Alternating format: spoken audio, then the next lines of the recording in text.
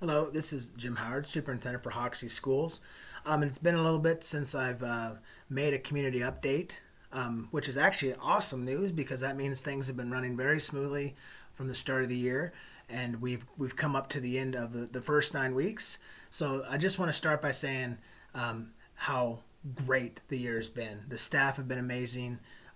We have had no days that we've had to make any changes. We've had very few incidences as far as COVID related or any kind of conversations. We've had a few sporting things that had to be adjusted, but for the most part, we have very much maintained a normal schedule, and that says a lot about our wonderful teachers and staff, and also a lot about the community supporting the school. I go to a lot of other meetings, state meetings, and seeing what other schools are doing, and we are definitely the envy of the model we're following because we're able to have a normal setting and still maintain the educational things we're trying to do. A lot of schools are not doing that. That's kind of the good news is we're to the end of the 9 weeks, so there's some things I wanted to talk about. As always, I'm kind of going off the cuff here, so just a few things that have come up today that I wanted to address, just so everyone's clear kind of where we're at, what's information, what's maybe some things you just heard what that might not be something the school's doing just yet. First of all, I want to cover some other good news. They have officially extended the lunch to the rest of the year. So the free lunches will be for the rest of the year. One thing we did have as an issue is we don't have a lot of cook staff. So when we have some changes in that department, we had to adjust pretty quickly. And today was one of those days. We have a game plan, so we'll always be able to do our best to provide food, and it will be free. But that was today. That was one reason why today we had a little bit different lunch, and we might have to change the menu. We'll keep you in the loop. And it's nothing more than just like we've been knowing as school started, we're going to have some cases that are going to cause people to not be able to be here to keep everybody safe, and we had to adjust. And that was what this was. Nothing that was nothing more than just someone being cautious, and then we have to do what we can to fill in the gaps, and that's what we did. And so the lunches will be free moving on to the end of the year. So we'll keep you in the loop if the menus have to change or if we had to switch things up. But that's how we're going to run the meal program, and we'll just keep you in the loop. But that's really been our only department that's had any changes up to this point. So I say that because we're coming up to the end of the 9 weeks. So that means we have gotten 25% of the school year in with no issues. A wonderful school year. Love seeing the kids, the teachers. If you see a teacher, thank them, because one thing I want to make sure everyone understands is that we can have school because the teachers are here. We know now that the majority of the actual risk is not student to student or student transferring it to adult, but it's just adults having contact with other adults is the main one. And I'm not a doctor, obviously, but that seems to be the trend we're seeing as well. Today we did have a few more conversations, community. There's been some things that have not been maybe all the way accurate, and I just want to make sure that they know where we're at. As far as the school, we've had only a handful of actual kids that needed to go home for a quarantine. There's been others who have been recommended and have just taken precautionary standards. And the ones who actually had situations, there had been notification. And it's just a kind of a note to parents or a call, something like that. We can't give kids names, obviously. There's a confidentiality. But there has not been a huge influx of kids being sick. The reason I'm saying that is because there has been some conversation about the school needs to go virtual. We need to go virtual now. Just so I'm very clear on this, as part of our plan, virtual is not one of our primary options. In fact, it'll be one of the last things we do, and because it's not a very good model. We have our gating criteria, and it's very clearly lined out of when we move to yellow. We're not even close to that. Even talking with the teachers, we know that the virtual was a band-aid that did not work very well, and it wasn't anyone's fault. It just the teachers did an amazing job, and so did the kids. It's just not the best model.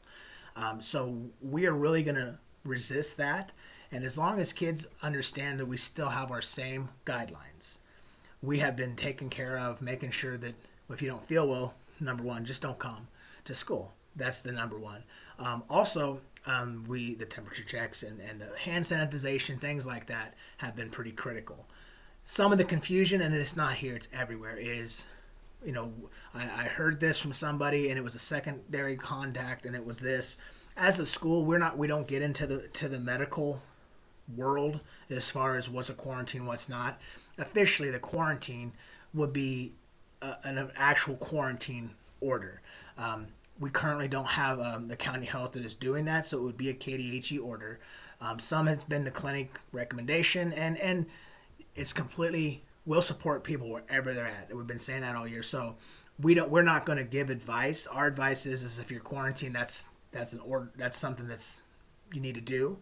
But if you're not and it's a close contact, and you don't have any symptoms and you're not really sure if there was anything to be worried about, we still say 72 hours symptom free.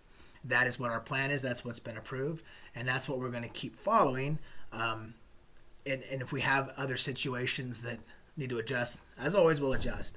The reason I wanted to make sure we said that is because we've had such a good, positive start to the year, and a lot of times what will end up happening is this much of an actual case versus this much reaction and fear. We don't want anyone to feel uncomfortable. I know the teachers, I've talked to each one of them today, they all are in a spot where they want to be here to do what's right for kids. And we're going to stay open in a normal face-to-face setting as long as we possibly can. And if we need to, we're going to just close for a period of time and then make up the time if we exceed the number of days we built in for snow. Because we know that's what's best for kids. We're not doing that for any other reason, and the staff's all on board knowing that we would rather have these, because if we say we're going to go remote, we're just saying we're open and we know it's not as effective as we can do. We'd rather put in the time to make sure the kids get everything they need. And I'm looking at my time here, and this is going to be a little bit longer video, but so that's not going to be something we move towards. We're going to keep open with the same strategy, following our gating criteria. There has been some more cases in the community, and that causes people to wonder what we're doing. As always, as a parent, if you feel like, hey, I want to come take some time, make sure there's no issue, just go ahead. Let us know. We're doing the best we can to communicate that out, and sometimes we don't always know, and parents just need to let us know what they're comfortable with. But that is going to be our plan moving forward. That's really the biggest thing I wanted to get out there. And to that end, I also want to segue into, I don't know if that's, the segue into that is going to be parent-teacher conferences. We will send out our notification. Keep in mind that the school is open because the teachers are here. And the kids have had a wonderful year. This is something that is an adult-driven thing we need to address for the most part, no matter where you want to look. The kids aren't as heavily impacted, and we don't want it to be an impact on kids because of adult things. That being said, parent-teacher conferences, we'll be sending out letters, and parents will be communicating their schedules and how they want to do. That's Monday. But if you don't feel good, please don't come, even if it's questionable. The high school, junior high, same thing. Sometimes we commune. We want to make sure that we don't have people going teacher to teacher and in too close a proximity if they're not feeling well, because if we end up having several teachers who do feel sick, even if they're not positive or anything and they just can't come, we don't have a ton of subs. That would be what actually makes us have to make adjustments faster than anything, is not having staff. But I want to reiterate, best year. I would put us up against any school that wants to, as far as how successful it's been in a very trying time. We don't have kids that are panicking, and they shouldn't, because we got this. We're doing good things, and people have the decision. And if you really feel uncomfortable, we don't know everyone's situation. We've always said we'll meet you where you're at. But if you want to be here face to face, that's what we're going to push to do. And so keep it up. We're 25% done, doing great things. We'll adjust as needed. There'll be, like I said, we knew the year would be where we're going to have to adjust and have kids that are needing to be home taking care of things, and then staff. There's going to be that kind of a year, and we'll get through it because we have amazing teachers, amazing staff, great kids, and a very supportive community. I'm always available. Please reach out at any time if you need anything at all, and go Indians.